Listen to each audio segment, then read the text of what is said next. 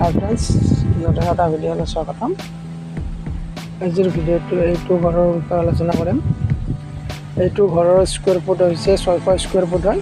ইয়াত দুটা ৰুম বনোৱা হৈছে।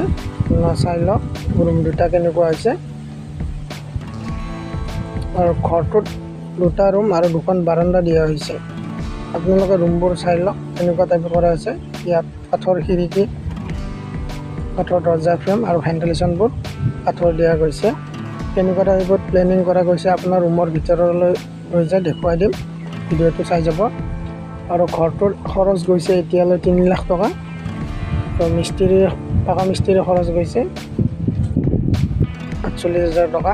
80 টকাকৈ স্কুৱেৰ ফুট কৰা গৈছে পাকা মিস্ত্ৰী। আৰু বহুখিনি কাম বাকী আছে বাৰু। পাকাৰ গলবান দিয়া যাব আৰু ওপৰত কাটিং লগোৱা হ'ব। ভিডিঅ'টো চাই যাব। আৰু যদি মোৰ চেনেলটো নতুনকৈ চাই আছে প্লিজ চেনেলটো ছাবস্ক্ৰাইব কৰি ৰাখিব আৰু কাষত থকা বেল আইকনটো অল কৰি ৰাখিব। ভিডিঅ'টো শেষলৈ চাই যাব। আৰু যদি ঘৰটো ভাল লাগিছে প্লিজ লাইক এটা কৰিব।